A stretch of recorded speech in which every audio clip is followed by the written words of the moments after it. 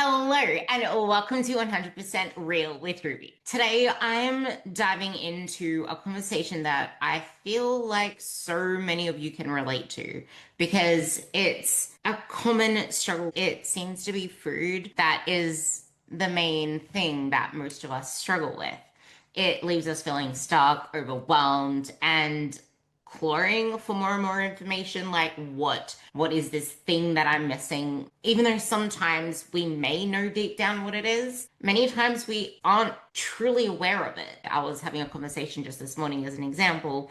One of my clients is on holidays. She typically never finds herself snacking. It's more like an out of sight out of mind thing, because typically in her own home environment she doesn't have those things lying around. And I was trying to figure out what she could possibly do to make decisions that she feels more in control of, more proud of, ones that actually move her forward in the direction she wants and make her feel good. She's like, well, I already have all this stuff here. I have the alternatives, but it's not helping her. That's kind of what this conversation is about. It's not about restriction. It's not about telling you what to eat. It's a hard topic because people talk about food rules and, oh, diet culture. Well, what is diet culture? I'll be digging into more of that through this podcast. Let's just call it what it is. You've probably tried cutting carbs, tracking, not tracking, trying to track, trying to get back on track with tracking, eating clean, intuitive eating. So many people, there was like a phase, I don't know if it's still a phase now, where everyone wants to just intuitively eat or not have to track or not do this or not do that. And that's the thing. So many women don't want to have to think about their nutrition. And I'm sure you were probably one of them as well. It usually comes from this background of you hired the coach, you followed the plan, and you just kept feeling stuck. I know that I was conflicted from everything that was thrown at me and I was just over it. And I just felt broken. Like I couldn't just fix this food issue. Like, why is it still such a problem? It kind of sucks to feel like you just keep trying so freaking hard, but you just can't get your shit together with food. You just can't figure out why you're the only one that's struggling, which I know that's what it feels like, but I promise you that you're not. I've had a couple of calls with my premium clients this week, talking through their history with food to get to where they are now as well. And they've come so far. And that's the thing, like this stuff takes time. It's harder when you're exhausted from trying to figure it all out, when nothing has worked long term, at least not in a way that makes sense in the context of your life. It's almost like you're forcing so hard to just keep that structure, which makes you feel more out of control. Structure feels like this dirty word, and the word rule gets labeled as toxic or diet culture. So then you second guess every choice. But it's diet culture, or you should be able to keep the foods in your house, or you should be able to just have one and allow yourself this. Well, when is that actually hindering you versus helping you? When is the just have one a barrier? When does it become a barrier? Because I know that you're tired of the chaos, everything feeling so hard and having to fight willpower, etc. all the time. A client that I was working with who couldn't control herself with peanut butter. A client who knows as a fact that she can't just have Nutella in their house. She can't have dessert like others. Don't compare what other people can have, because that just makes you feel like you're in lack. And that's kind of where this diet culture and toxic food rules are bad and all this kind of good, bad food mentality comes from, and why people feel like they struggle more than ever, because we haven't yet found any kind of resemblance of a normal for us, which looks different to others. We haven't found any kind of just like stability to build off. The peanut butter client, we had to remove the peanut butter from her environment. But the thing is, she also had kids that liked this commercial brand, which wasn't the 100% nuts one. And that one obviously is worse for you in terms of it's not just nuts, it's salt. It's got additives, it's got other extra crap in it, which just makes it more addictive. This is why having food rules, which I will explain isn't restriction. I'm going to try to break it down in a way that serves you and you can apply it to your life so that you can finally feel in control. But her husband had to hide it. And it wasn't until a few months in when we finally built safety for her nervous system. And I hate saying it that way, but I've been spending so much time trying to figure out how I can start to talk about safety and nervous system without it feeling so woo-woo, but that's the thing. Your body is sensing threat and instability. Not having some sort of structure or routine is a threat to your system. It is this alert signal going off like, no, I'm unsafe. I don't know what's going on. So it's going to send hormonal signals to your body that leads to the cascade that could be like cravings, could be sabotage, it could be just everything. And this is why doing this right is important. That's going to be the first part of what I go into here. It makes no sense to white knuckle your way through another Monday, another week, wondering what's right, what's not. That is exactly why when I say food rules, it's more about supporting yourself, the kind that makes your day easier, not harder. Your weeks feel easier, not harder.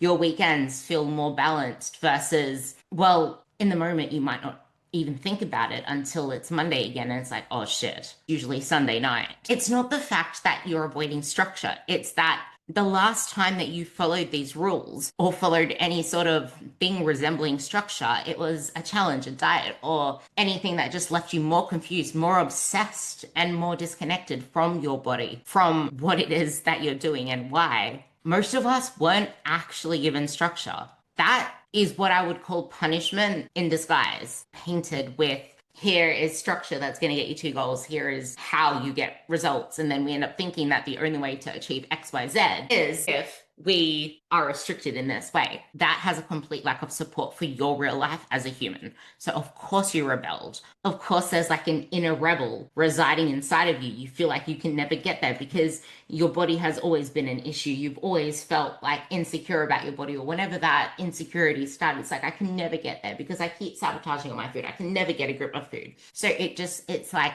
what's the point? As you listen through this, if it hits with you, if it resonates with you, if you feel like it can help anyone else, if you feel like you can be the person that helps someone else through this because you don't know what they're struggling with. Most people probably don't know what you're struggling with in all of this because you're not going to share that when you feel like everything's like shackles. Share it to them. Tell them to listen to this episode and it will mean the world to me as well. Anyway, what it actually means to build food rules that work for you are rules that actually have a purpose, they have a reason, and the why behind it is one that is meant to make your life better. But it is hard to do that if you don't understand the context of what transformation takes, what the journey should look like, what fat loss should look like. And that's what most of my other solos have talked on, with fat loss not being forever, and you shouldn't have to live your life on less than 1,800 calories because 1,600 calories is not your maintenance. Like, you should be within that 1,800 to 2,400 mark for most of your life. And if you have a lot of fat to lose, this is even more important for you because we need to get you to a place where you can actually commit wholeheartedly to a diet so that you feel a lot more comfortable living in maintenance on higher calories instead of this false deficit that is just making you feel more frustrated with everything. Rules are ones that you choose, so you also get to choose when they aren't serving you anymore because they're not shackles. Like I said, they are scaffolding, and that's what I want to think of this as. Food rules are a scaffold. They're there to support you. They're there to provide structure, to provide something for you to work off and make it your own. That is how we stop flailing about, and that is how we actually start to build something that lasts. So just have the one cookie is not something that probably is serving you right now, or it just allow the chocolate to come into your house may not be the thing that is serving you right now. So maybe it is about time that we set in rules in place to allow us to thrive, but it doesn't mean forever. And we can't do that and just leave it be, work on it.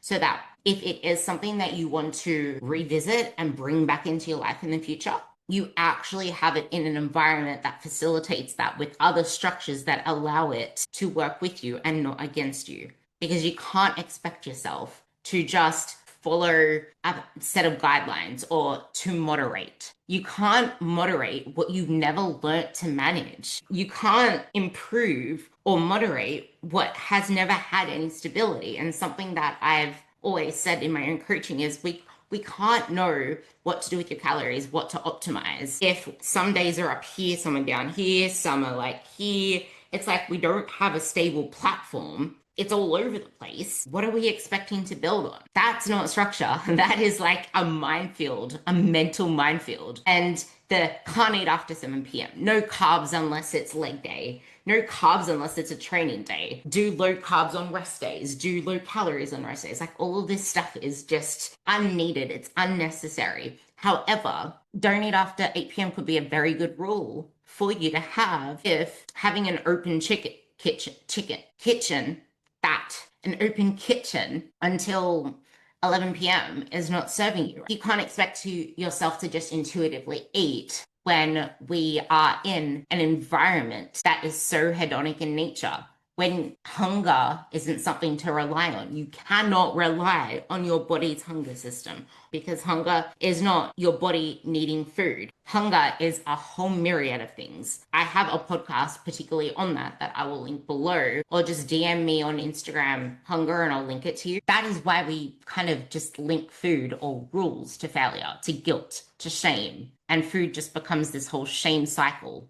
So then we don't talk about it, or we don't believe that we can break it. So then we just feed our own self-fulfilling prophecy. The worst part of it, which I was in a conversation with one of my ladies, you're used to like punishment or someone saying something on the other side or making you feel a certain way, or you making yourself feel a certain way when you slip up once. Like she's in a diet, and from someone who used to binge all the time and overeat all the time, never be able to get a grip, out of the whole diet, she's only eaten over her calories twice. And in eating over her calories, she is still in a deficit for the week. Because when I diet my ladies, I do it with strategy. So she will still be not losing as much fat that week, but still be losing fat. That is why most people put in all of this effort but never really see results, because they don't put themselves into a place where that is possible. Because it's never that decision, it's what happens afterwards, but it's also how frequently it happens. It's also the things that you're not tracking or not aware of.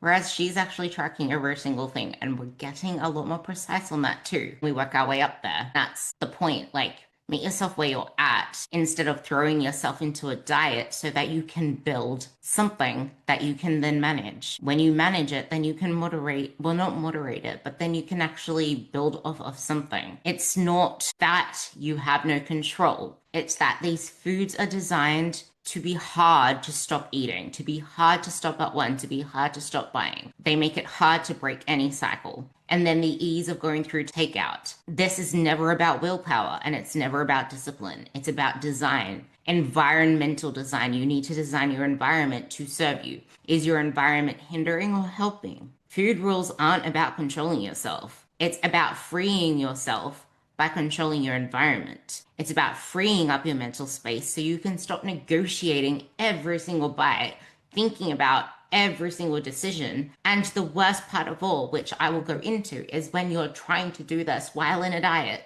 Because when you're in a diet, you have diet brain and you'll be hungrier. You'll be craving more food. What you eat in a diet is not what you are eating in a normal life. I don't believe in the whole what you eat in a diet should be the same thing, which structure removing decision fatigue lets your brain relax, and that's what you need to be aiming for because you have enough going on in your life. That is what increases food focus and sabotage. And structure just feels so overwhelming. Where would you rather sharpen an axe and just chop down the tree a clean cut, or spend days and days and days whacking at it with an axe that is pretty much a butter knife? When your rules are built with purpose, they're built like an axe. They give you clarity. And most importantly, they allow you to build self-trust. It is all about self-trust. If you cannot trust yourself in your own food environment to be able to get the results you want, to be able to get through a successful day, or to even measure your success properly, then it's very hard for you to get to where you want to be. Now, with rules, there are some that up the volume when dieting. This is why it's important to understand that what you do in a deficit isn't forever. A diet isn't meant to be sustainable. The principles that you learn, the food principles, learning how to build structure, routine, self-trust, that is something that we need to be able to sustain. Just eat in moderation is good advice, but it's not useful. It's not helpful. True, not useful. How do you eat in moderation if we've never actually learned what that looks like? If we haven't learned how to plan in for our protein, make sure that we have enough through the day, no actual anchors, nothing that actually gets us to the body composition that we want in learning how to fuel our day, instead of just thinking about fueling our training, but fueling the actual day, which most people don't even fuel their training. We aren't failing rules. The rules are failing us because they're not made for this stuff. We need to stop thinking of structure as diet culture or rules as diet culture and just instead pick ones that come from empowerment. Again, just think of it as food scaffolding. Dieting isn't real life, and this is why the pre-diet is so important. This is where we learn the structure. This is where we learn how to scaffold the crux of how to feel good through food. And that's why when I started out, I mentioned this in a prior episode, when I started out coaching, I would only do meal plans to start with. They had to earn their flexibility through MFP, and that's what it was like back then. I started training 10 years ago, the online coaching 9 years ago. It is very hard to eat in a way that makes you feel good, or to be able to stick to something that makes you feel good, or to move away from the old way of eating that didn't serve you, which, like, not having rules, not having structure is why we ended up where we are. And then having the wrong ones just threw us on the other side of the pendulum, where now we just want to rebel with ourselves because the two existing identities are just so opposite each other. Dieting isn't real life. In a deficit, your choices do need to be more precise. Hunger is going to pop up a lot more frequently, and your energy isn't always going to be up here. And it's very hard to imagine that right now if you've never really experienced how good it feels to feel good, how good it feels to fuel and nourish your body in a certain way. It feels like you're doing okay until you realize what it is actually like on the other side. So no, I do not believe that you should eat the same during fat loss as outside of fat loss. What you eat in a diet is not what you should continue to be eating, just in smaller portions or less of it than when you were out of it. It is a structured period of time that you want to get in and out of. You are not meant to sustain the elevated hunger from a deficit or the restraint or quote unquote restriction forever. That is the point. Why the pre-diet phase is so important. So then you understand that it's not this forever thing. It's bringing it back in a calculated way. You don't just end a diet and then bring in all the foods again, because your hunger is going to be heightened still. It doesn't just go away from you eating more. And that's if you actually bring yourself out correctly. If you're only going to slowly reverse yourself, none of that shit is going to get sorted until later on. You're doing the typical bro reverse, and I highly recommend against that. Just keeps you down regulated for longer on little food for longer, when you could just get yourself back up to a place where you can actually build muscle, actually restore your hormones, metabolism, and start progressing. Because that interim, that little reverse diet, whatever you want to call it, there's nothing productive happening there. So no, smaller portions does not work. Just eat less. Just portion control. That is why you end up hungry. We don't want to be eating tiny little bits of food, especially when it's highly hedonic in nature, with salt and carbs and fats all laid onto one. A client, for example, on a call this week said to me, olives. I was wondering why I couldn't stop eating the olives. And then I looked at them and they had salt in them. And it was the yummiest ones ever. And that's the same with me and things that I buy. I buy things that are in some vinegar type of solution. I don't buy things that come with added extras because it makes it harder to stop eating. When you're in a diet, you want to be able to put as much on your plate as possible for as little calories as possible, while providing as much nutrients as possible and still satisfying your hunger. This doesn't mean just eating bowls and bowls of veggies and salads. Like, you do still need to have balanced meals with enough protein. Make sure there's enough healthy fats through your day. I don't really say make sure there's a healthy fat on your plate, but make sure there is some form of starchy carb or grain. I always say aim for it, like starchy carbs more so than grains, because starchy carbs are more filling. Plan your plate to be mostly veg, mostly salads, and then load on the starchy carbs and protein. You are in a really good place, and pick food choices that are higher on the satiety scale. The things that you have in a non-diet phase that you want to be able to keep, at least for the lady that I was talking about before, was still having real chocolate, and she was still having Hershey's and things that she loves, like brownies, at the first end of her diet. But as she went further into it, we had to start making substitutes that were actually going to be filling and not leaving her wanting more or hungry. Just don't fill her up, because that's the worst thing to do. So in a diet, we want to reduce as many variables as possible for that. That's the first rule in itself. The pre-diet phase sets the stage for you to know that this isn't going to be forever, but it also, like, this is one benefit. It actually forces you into structure because the worst thing you can do in a diet is to not have any structure.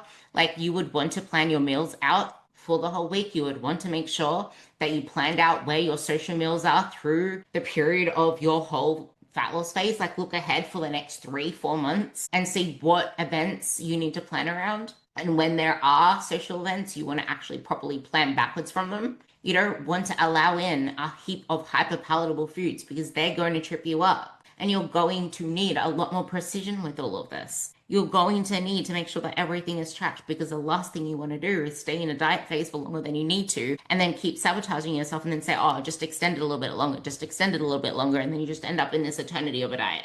That is what I would call diet culture. Not really diet culture, but just like something that isn't necessary if we set up the scaffolding to start with. And that's why this brings in freedom. Because then once you transition out of it, that's when we know what are the anchors we need to keep. What are the structures that are helping me move forward? How can I plan my environment around all of this? The forever is principle-based habits that support your health, that support the identity of a healthy, fit person that maintains this leaner, fit, strong look, and that's consistent protein, having go-to meals, and having go-to meals from places that you eat out. It's allowing yourself to lean on the structure and the support when you need it. Even more important if you do have ADHD, like you always need that support and structure because your nervous system is already dysregulated. And I would say that this is even more important in perimenopause, which is why I'm bringing it up here. In perimenopause, this is extremely important because you can be at more risk of neurodivergence or of exhibiting ADHD symptoms because of estrogen declining. Rules are not binary, they're like boundaries.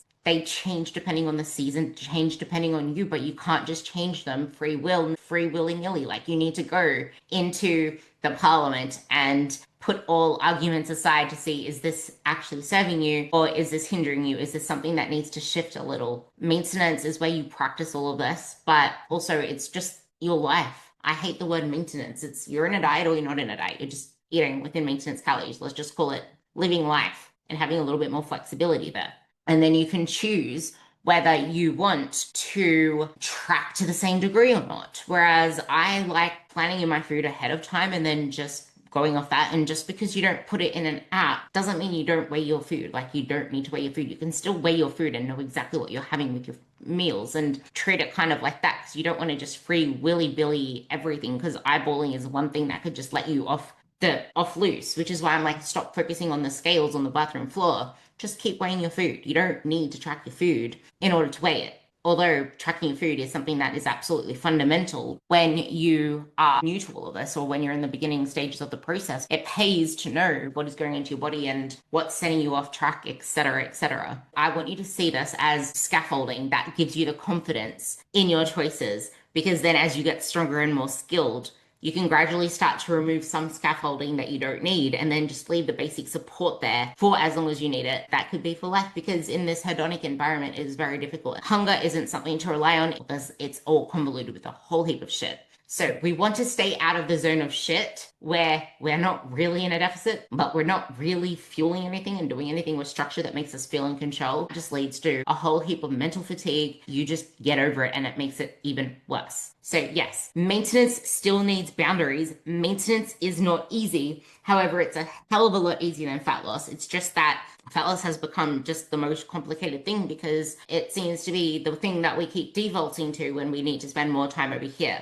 Maintenance still needs boundaries, and if we mastered maintenance, we wouldn't need to be dieting all the time. We wouldn't need to be doing cut phases and cleaning phases and damage control. Master maintenance, and the less you will need to go back to dieting and lower calories, and the more time you can spend eating enough food, having more flexibility, and not struggling through more and more diets and adding to more mental fatigue. If we can get better at this maintenance phase, this pre-diet phase, learn how to build the scaffolding, learn how to build our environment to serve us, focus on the right things forward, it is freedom, because you don't have to diet again. You do it once and you do it right because you spent most of your time in this zone of success. It's just that no one gives it enough time. Think of it like training wheels. They're not toxic. They taught you how to ride and then you removed them, but you still kept your helmet because the helmet is the forever thing. One more metaphor before I move on to the hunger and the diet phase, because I feel like the last part's the most important. But if you think about it, like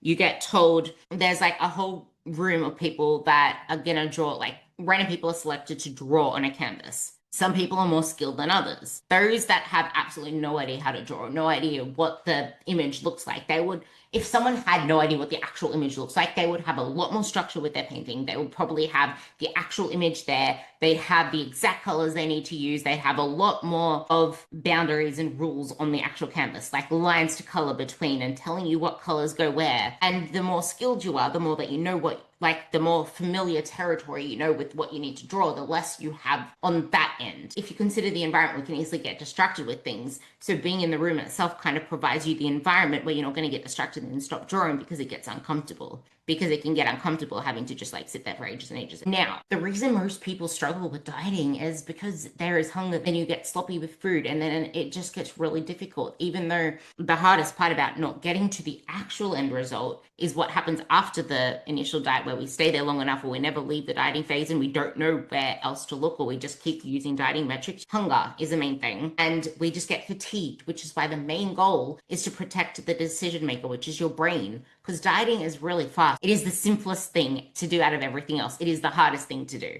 because you have less calories. It's where you need the most structure. It's where you need the most of everything. So it is the hardest to do, but the most simple on paper. Because building muscle is a whole other topic. That is the most complex part here. I have a podcast on that too in my solos. But the goal of a good diet isn't to white knuckle through hunger. It's not to white knuckle your way through a plan hoping to not fall off track. It's to set yourself up to reduce the number of decisions that you have to make, especially when you're stressed, especially when you're hungry, and especially when your plans get disrupted. Because hunger is one of the biggest triggers for emotional eating, as is stress. And this is what we need to build in that maintenance phase. When it comes to then setting the rules, you might be better off picking the lentil pasta over the normal pasta, the quote unquote diet culture options out of the normal options, because they might come with more fiber, more protein. They might be less on the hyperpalatable scale. If it helps you keep trigger foods out of your house for now, if it helps you plan your meals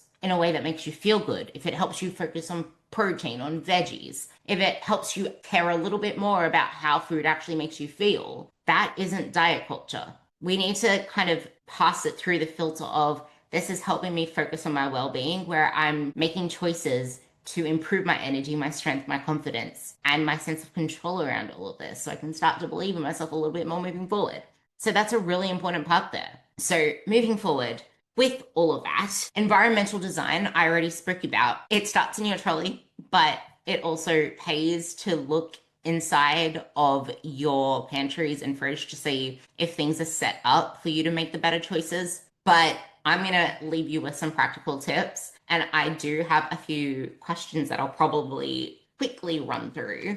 But if we were to take anything away from this, I would get really curious about what food rules or guidelines or scaffolding you need in a way that isn't actually restriction, because you don't need less restriction and you don't need more restriction. You need a setup that actually works for your brain, that sets you up to win, because you don't get to moderation or flexibility by jumping to it. You build your way there, and it's hard to balance anything without that. You need something to balance on. You need something to support that structure.